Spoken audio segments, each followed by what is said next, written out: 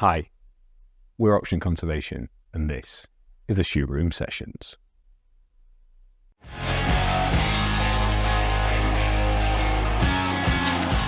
Merlin, welcome to the Shoot Room. So, well, thank you for having me. So exciting to have you come visit. Can you tell people who you are and what you do? Okay, I'm Merlin Carnegie. I work for Low Carbon. We are a renewables developer, and we're partnered with you guys at E43 and Blackburn Hartscarth. Yes, you are. We're very excited about that. Merlin, can you give people your sort of life and career contents page? If there was the Merlin book on a shelf and you open it up, what are those key chapters that have got you to where you are today? Okay, well, I sort of grew up between Scotland and France. Then I went to uni at Glasgow. Spent a bit of time in and out of academia, focusing on kind of engineering roles and construction. During that period, I decided that the thing I wanted to dedicate my life to was helping solve climate change. And I figured the best way to do that is renewable energy. That's the first step towards that solution. And was the engineering part, was that a feature of your childhood? Was that something you connected with early or came to later? Actually, it had originally been architecture, and it was actually one of those, everybody does them, what you're going to end up doing when you're older tests, but I actually said, well, a lot of the results came back and they had engineering in them, and I said, okay, well, right, I might change that architecture a bit to incorporate engineering more. So, and were there engineering background in your family? Or? No, not at all, all farmers. So, no engineering at all. And how did you come to pick the uni? A mixture of reasons, just a good course. It's in Scotland, so at the time it was free. That always helps. It does always help, yeah. So and I just loved the city. It was a little bit different to where the rest of my school friends were going, and I knew I wanted to meet new people and experience new things. So Glasgow it was. When you started thinking about renewables as a career, were there others in your peer group? Was that the target thing to aim at, or were you a little bit ahead of the time in terms of that? Not within my peer group. It was very much, I got to university and I ended up doing civil engineering with architecture. I got there and it turns out I wasn't that interested in civil engineering. There's a lot of soil mechanics, a lot of geotechnical engineering, and it wasn't really, I wasn't finding it that interesting. So but by that time I was already 2 years in. I figured, right, I gotta finish this. There's no point starting from zero. But I started trying to tailor as much as I could to renewables. But even then, after I finished, I was finding it quite hard to find a job within renewables. So that's where that led me on to do a master's with sustainable engineering, renewable energy systems, and the environment. Snappy. Yeah. The marketing bit nailed it, haven't it? Was that at Glasgow as well? No, that was actually at Strathclyde University, which is also in Glasgow, but okay. They're rivals. So I wasn't. People in the rugby club weren't best pleased. But, Okay, so and then was Low Carbon straight out of there? Was that the first? More or less. My ambition had been to try and stay in Scotland. And I figured coming out with masters in renewable energy, Scotland being the renewables capital of the world, I thought there would be loads of jobs, but it was pretty tough. I had 6 months. Within the industry, that moniker, renewable capital of the world, is that recognised? I mean, less so. So that was sort of 7 years ago now. I think the market has shifted a little bit, but it is still well known as one of the areas of the world where it's prominent. It's such a wonderfully aspirational thing to be, and such so uplifting. I hadn't heard that phrase before used in that way, and it should be. Yeah, I'd be leaning into that if I was. Not that I want to be any part of government or politics at all, but if I was, I'd be leaning into that as what a great way to look at the country. I would say, to give the Scottish government their dues, I really do think they do push that, and the support in general that there has been over the past 10, 20 years has been amazing, and I would say is unparalleled in other parts of the world. you know, where the British government has you know, been a bit in and out on that, the Scottish government has always been very supportive. And I think this government's been in and out on everything. Some would say that, yes. Yeah. Yes, I do.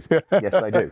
We've actually got provisionally got the local MP for Monacock coming on the podcast. Yeah. And I spoke to her team and said, to be absolutely clear, these are all the things I hate about the way the government's done that. Yeah. And I do feel that way. I have no intention of being rude to the MP, and we can talk about all the things we agree on, but let's just be very clear, this is what I think about it. If that causes you some concern, please don't come, because I'm not going to not feel that way.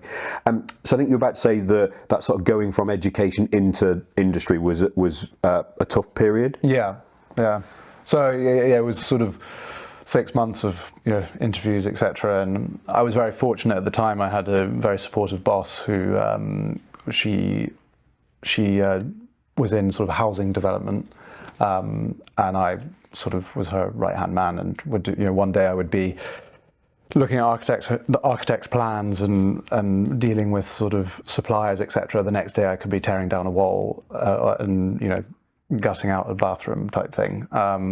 So, you know, it was a great education, and I learned some great practical skills, which has been great for buying my first house, etc.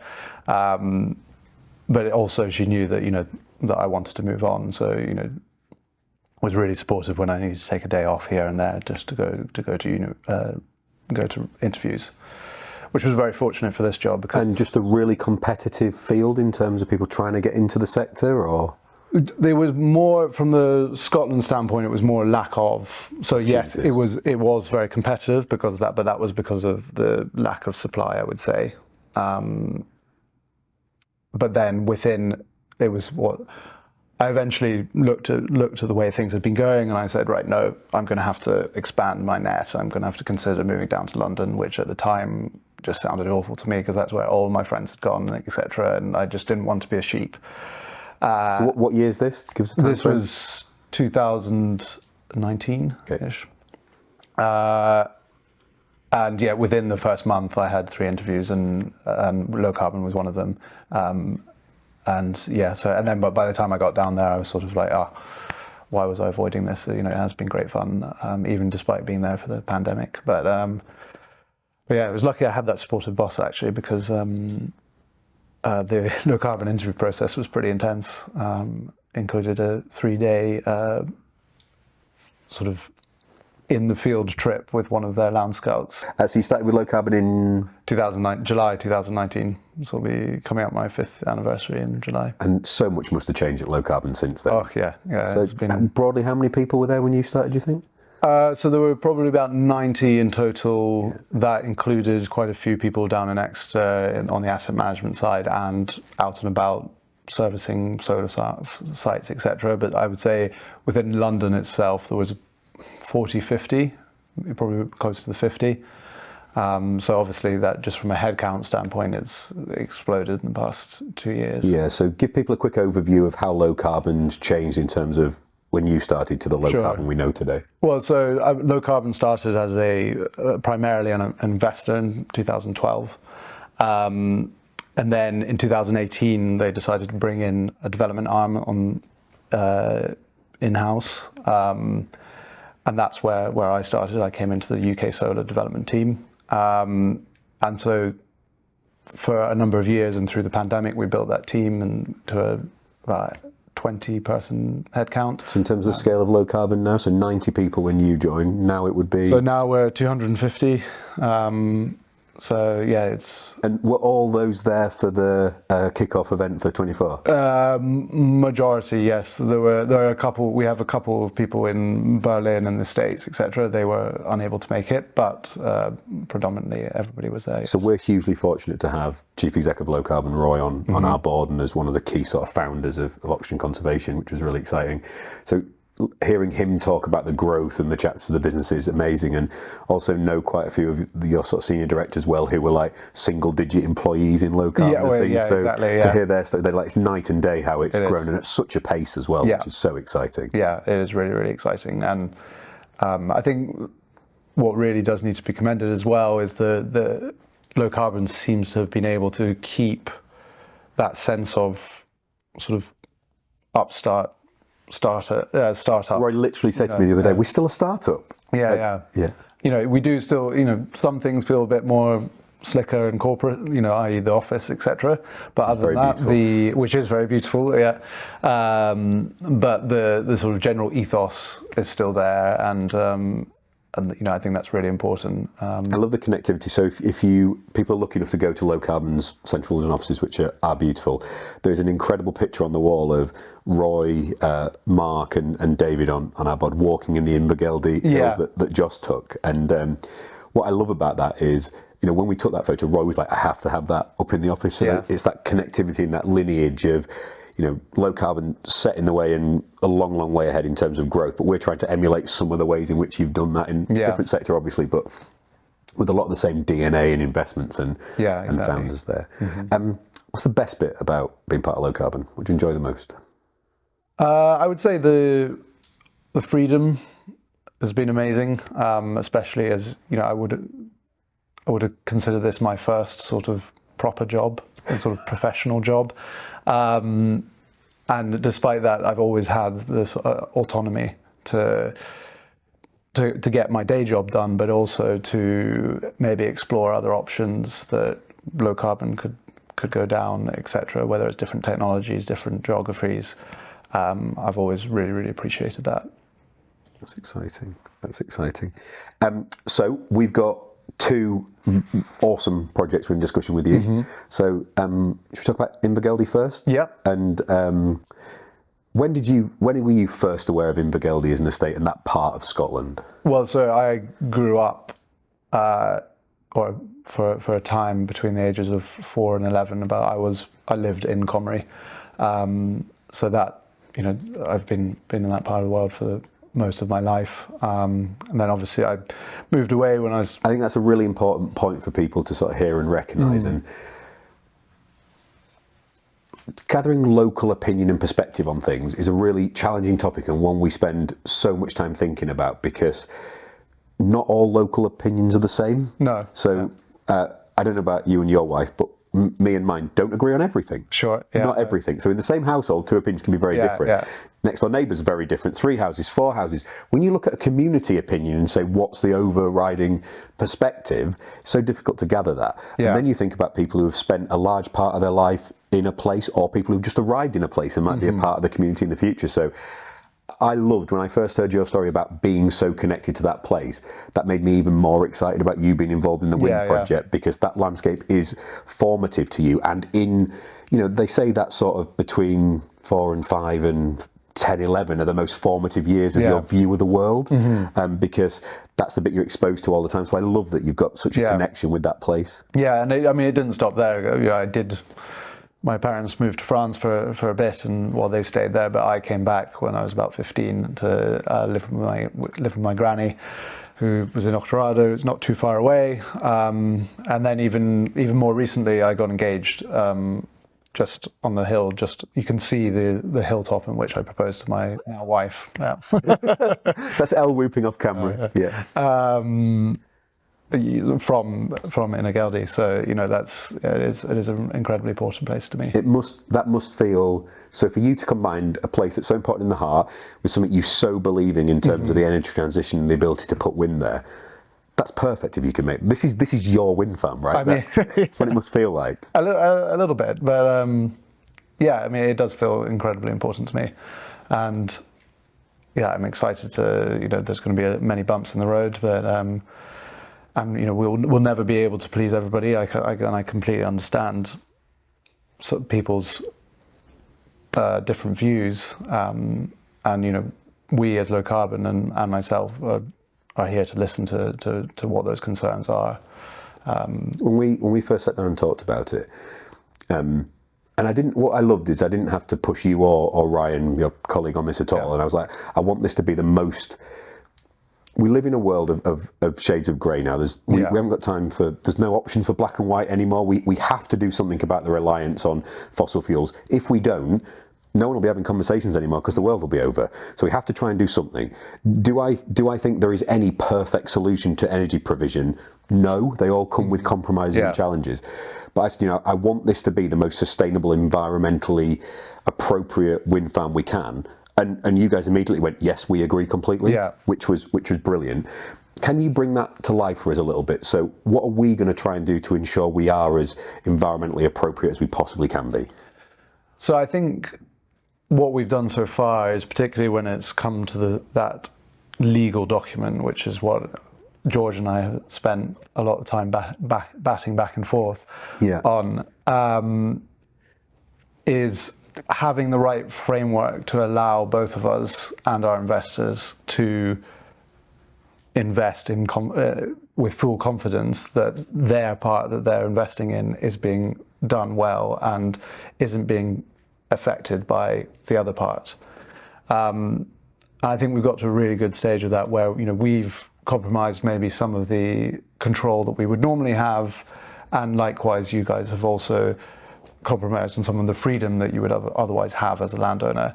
And it's all, I think that's all just come down to building trust between the two parties and making sure that if you're planting within what we call a wind protection zone, we have a say or control over how tall it gets and what type of species it is. And the distinction there is previously others would have said no planting in there. Exactly. So you said absolutely we can look at afforestation in there, but we need to have an involvement in species mix and density and positioning and things. And there was a lot of healthy debate on this, right? There was, back and forward. And I think what was beautiful is we each pushed each other out of the comfort zones to find that best solution. I honestly think that Venn diagram is touching perfectly the absolute sweet spot and gives us a framework that hopefully, now obviously there's some commercially sensitive parts of that contract, but in the future I'd love us to be able to share that widely and go, this is how we think you can do the best wind farm that satisfies the compromise of everything that everyone can succeed on collaboratively. There's additional mechanisms in there for monitoring the environment and the absolute avoidance of. One thing that's really important to us is with our afforestation claim commitment, we wanted to make sure that no newly planted trees were felled. And your guys worked incredibly hard to give us a sequencing that allowed you to explore elements of the site, which meant once a decision was made, it freed up an area for planting and could move on. And actually, by working with that, what originally presented as a constraint actually is the right seasonal way to do that. So it was the best thing for the environment anyway. And I think a lot of people wouldn't have gone to the time and trouble of the back and forward to find that solution. So it's such a fascinating process to go through. Yeah, definitely. And it's something I've always thought is that I felt within the wider environmental movement, there's always seems to be this opinion that you either do renewable energy.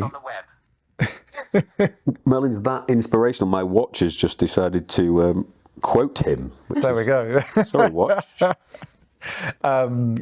But yeah, I've always I've found these opinions within the environmental sector where it's you either do renewables, rewilding, or restoration, whether it be peat or bogland or whatever. And I've always just thought that that's just incorrect. They don't have to be in their own silos. They can be done together. And yes, maybe there are concerns of viabilities for each one of those areas if you're doing all three at the same time. But maybe it's just two. Maybe in the right areas you can definitely do everything. I think our view is it's all natural capital. If you only view it through one lens, and the same challenge can be levied on people who describe themselves as conservationists. So everyone I meet now says they're an environmentalist or a conservationist. So that's really interesting. What does that mean to you? And someone might say, well, I'm really into sporting purposes. I'm really into tree planting. But it's often one aspect of an environment that they would like to pursue. And that's not a holistic view of a landscape. That is being pro one aspect. I always struggle a little bit with people are very passionate about wading birds and want to kill everything that's not a wading bird. I'm like, we don't use predator as a terminology because for me it's wildlife that's there. We don't want to kill anything, so it's giving the landscape the opportunity to restore natural processes and work. Now we'd get a lot of challenge to say, well, how can that coexist with a wind farm on site? And you and I and kind of you gave me a lot of support when I was writing my thoughts up around this. There's no choice but to find a way. Because what's the alternative? Well, oil and gas isn't the nicest thing to coexist with the environment either. Not at all, Working with you and low carbon has been a really fascinating learning journey for me about the realities of what it takes to take a potential wind park from concept to reality. Can you sort of walk people through that who might not be involved in the process? So from seeing a site to one day seeing a turbine turn, what's involved? Sure. Okay. So, well, first of all, if we assume we've got a piece of land, we know that we've gone through the whole search period, because obviously at the very first step is we're looking at a map of Scotland.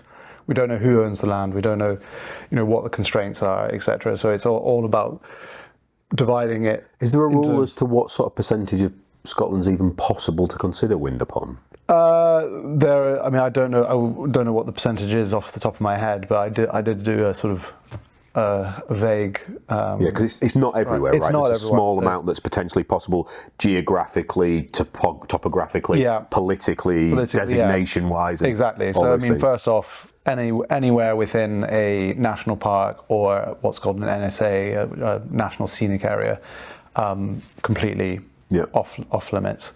And then you've got the sort of smaller designations, whether they're SSSI, SACs, and there's buffers as well, right? So it's not even directly within them; it's beyond them. Some of these cases, So that's your sort of already you've lost a large swathe of the country.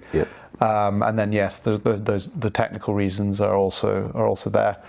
But so let's assume that we've got past all that, and we've got a piece of ground. We've got Innergeldy. That's where we need to start. We go out to external consultants to look at how many turbines are possible, if there are other sort of more locational issues or designations, whether it's we know that there's deep peat or there's special watercourses, etc. All of those will be taken into consideration from the get-go. There's also a real constraint is just residential properties. So you need to be at least 1 kilometre away these days, considering the size of them. It used to be a little bit smaller, but these days it's about 1 kilometre. That's just your sort of phase one feasibility. Okay, it's possible. Then that involves approaching the landowner. From there, that's where there's a sort of commercial discussion with your landowner. First of all, you'll probably get an exclusivity agreement, which will last either a year or 2 years, it depends.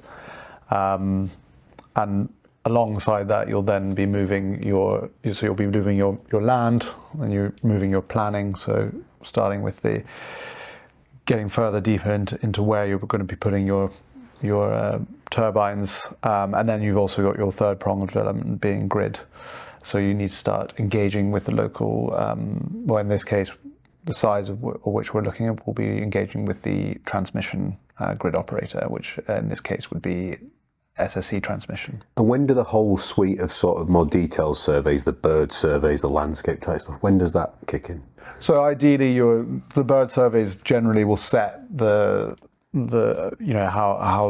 your timeline. They'll set the timeline because that's 2 years worth of bird surveys that you're I think people really underestimate that part of the time and the cost commitment, because all this cost sits with the developer and this is at risk, right? So if this doesn't develop, be it any landowners is not picking up a bill for that. You guys are doing a huge amount of consultation work, external surveys, just to understand the art of the possible. Exactly, yeah. So we won't, and that's where a lot of work will go into this before we go public, before we make people aware, because the last thing that we want to do is disrupt community and then two months later be like, oh no, turns out we can't do it. Yeah. It would just, because then also those communities would just every time it would come forward, it would just fall on deaf ears, and you get less engagement. It's so difficult. So, and I don't know what the right answer with this is. So we've tried lots of different approaches. So when we've acquired new landscapes,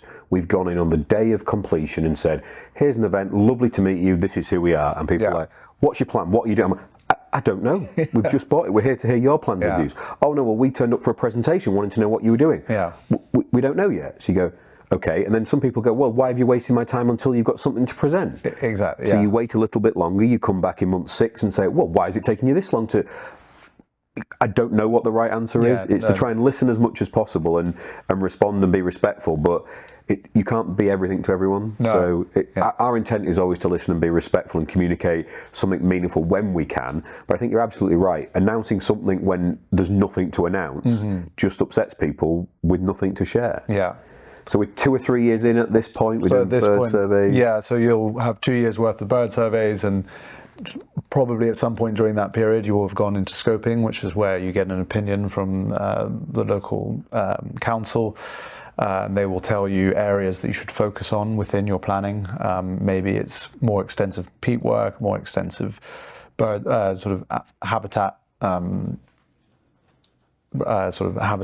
Creation or mitigation type or work. you trying to understand what exists there already, and that what we should be sort of making sure we don't disrupt, that maybe we haven't considered, because we're a lot of the time we're not locals.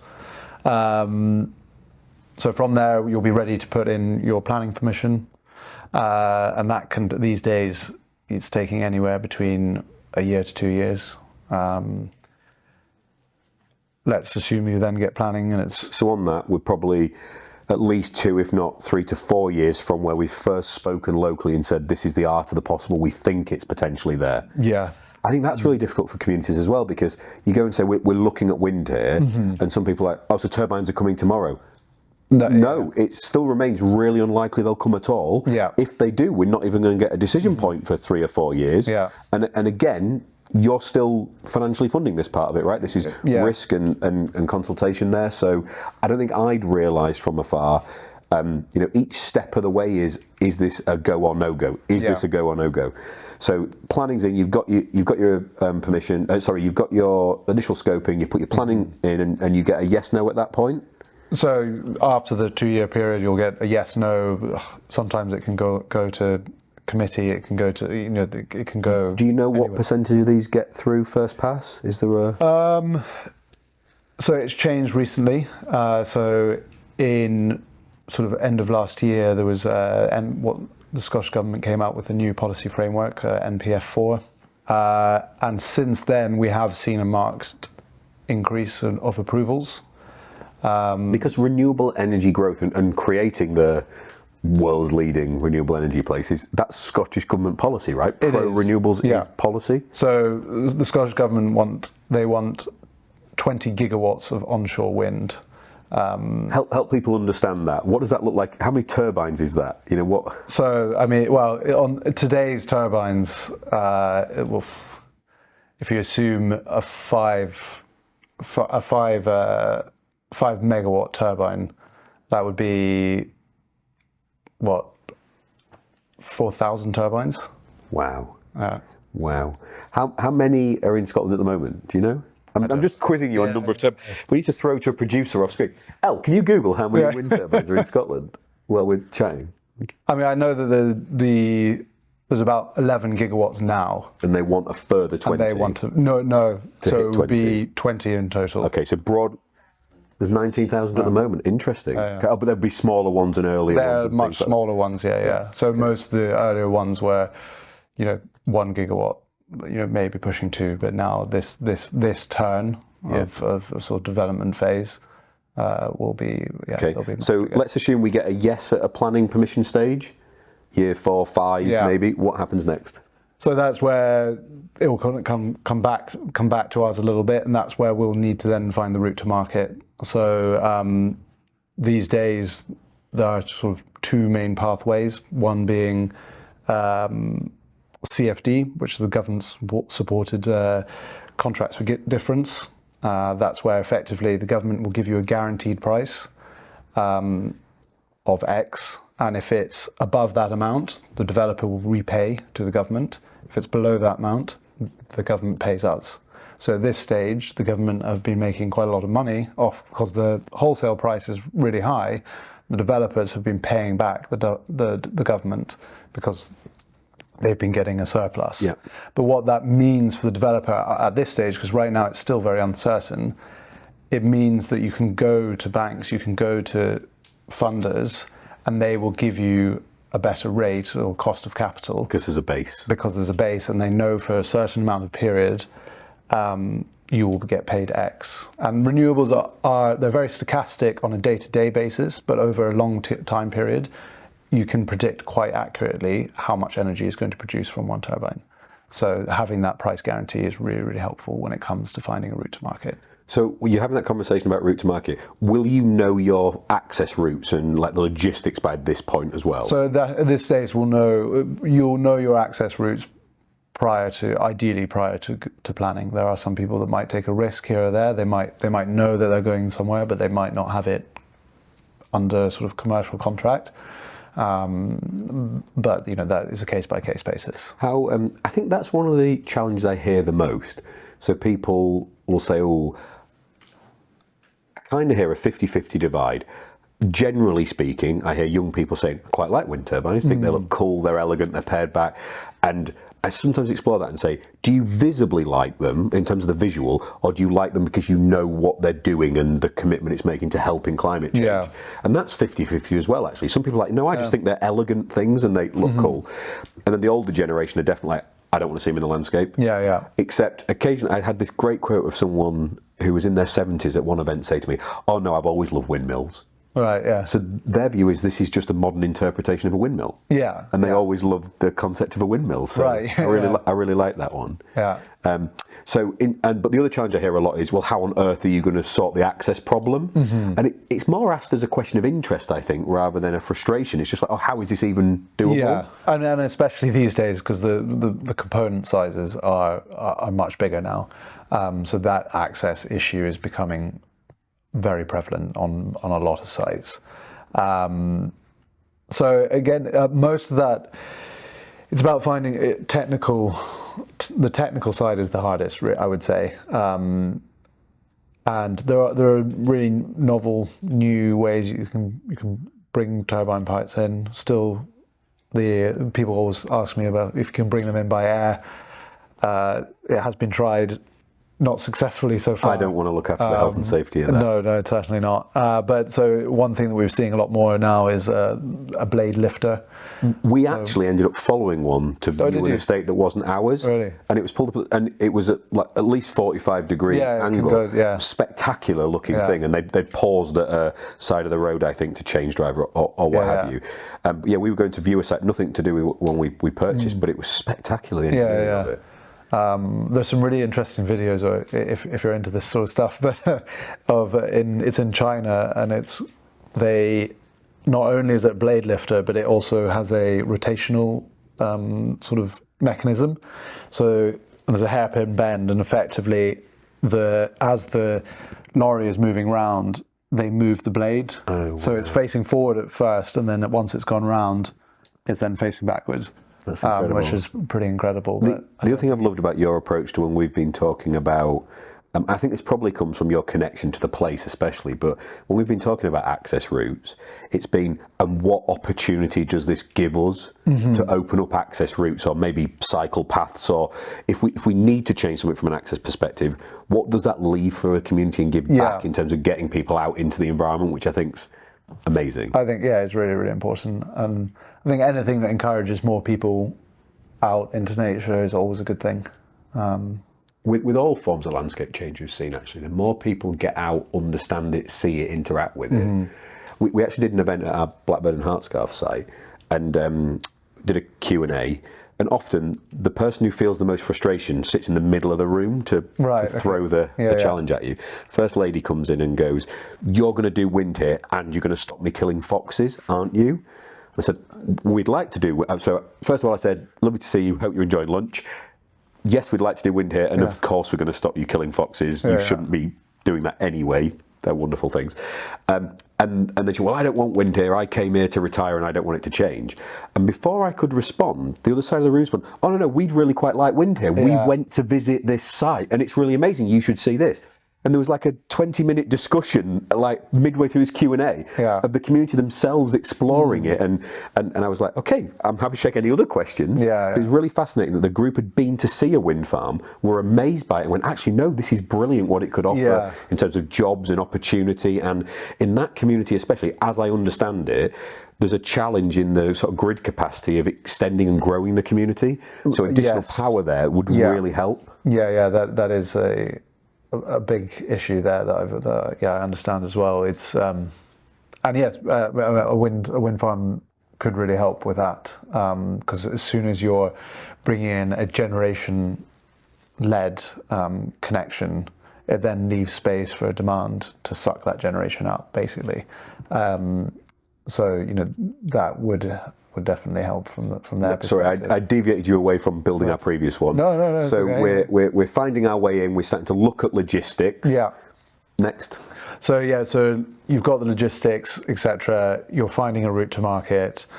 That's once you've got all those. So you've now got sort of 4 prongs being land secured, planning secured, your grid that's secured. Though these days it's very long connection times. And then you've got a route to market. What would be an indicative connection time now? So right now we're seeing mid-2030s. And that's effectively because our power system, most grids throughout the world were not designed for this sort of distributed connection. It was designed for big power plant here, goes through large voltage lines, transmission lines, and gets distributed to the customers. But now this network is being bombarded by different technologies, at all different voltages and going every which way. And that's putting a real strain on the grid. I mean, that's what government can do to help, right? They need to solve the ability. I remember, so in a previous career, I got to sit in sort of gold command units with the police force and the fire brigade about instant response. And this is 10 years ago, and I remember being told, and the power networks were part of that, and they were like, we're really scared about electric vehicles. And about that change. We know it needs to come. Even then they were saying, we totally know we need to electrify the grid and the network in terms of what it's coming like. But the change in demand patterns and then the supply patterns, the grid just can't cope with it. And also the supply volume as well. National Grid, they do some really good yearly reports called the future energy scenarios, and it sort of explains what they think will happen over the next decades, really. And you see that in pretty much every scenario, you see the supply or the demand double, if not triple, in some scenarios. That's both scary and incredibly hopeful, if you extrapolate that out. Yeah, it is. As long as the issue is investment, there's not been enough investment into the grid infrastructure, and people are still quibbling about who's going to pay for it. And we're sort of past that stage. It needs to come. It does need to come. So you said about your 4 prongs, and once all they're in place, that's when groundwork begins? That's when you can start groundwork, yeah. Okay, and how many years, in Invergeldy, for example, what would construction look like in terms of a time plan? I'm thinking... Indicative. I'm thinking 18 months to 24 months to be, fully functioning. Wow. Energized. So, realistically, then, if we work that back, that's somewhere 8 to 10 to 12 years in terms of... Once you add it all up, it's I think with a really good wind, maybe 8 years from get go. So if we say we're 18 months in or so, we've got a long way to go. Yeah, I think that's the bit I'd get people to sort of reflect upon and remember that. And there are so many gateways to go through that are yes, no, yes, no, yes, no, and it could fail all the way. Even with the best team doing it, which we honestly believe we've got, so thank you. Thank you. And a site that we think works on lots of levels for it, and we appreciate not everyone loves that, but we think it's the best thing we can do to help with climate change and conservation in a broader sense of allowing us to continue to invest and buy land for nature recovery and restoration.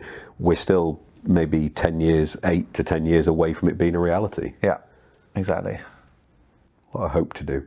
So it's really lovely to hear you reference some of the ways that government have helped move renewables along, certainly in Scotland. What else could they do, or should they be doing, if they want to help the industry? I mean, as I said sort of at the start, the Scottish government have been very good, giving clear indications and confidence that that's not just going to flip, which is great. And really what we need from the British government is a similar ethos. And it felt like we were already there. But, you know, this past 6 months has been quite worrying. Yep, Rishi's thrown the environment under the bus in the hopes of clinging to power longer than he... Yeah, which is, you know, even with Boris and Liz Truss, etc., it did seem that that net zero commitment was still a cornerstone. Yeah. But it feels like that is no longer the case, which is really worrying. It is. I'm always really keen we end on a positive, and we're going to do that. I think what we've been able to achieve together in outlining the framework of how large-scale renewable could sit alongside a conservation initiative that will include rewilding and woodland creation and peatland restoration and hopefully new homes in that environment. I mean, in Invergeldy alone, there's 10 families that call that place home, which is incredible. Yeah. I hope that we're going to set a blueprint, or maybe a green print, that lets other estates think about how they can integrate these things together, because it's only by harmony and making those things possible and natural capital in a broader sense that we've got any hope of saving at least some of the planet for the next generation. Yeah. Merlin, thank you so much. I've loved having you as part of the shoot room. No, it's been and we'll pop back in a couple of years when you've delivered it like way ahead of schedule. Thanks, guys. Absolute pleasure.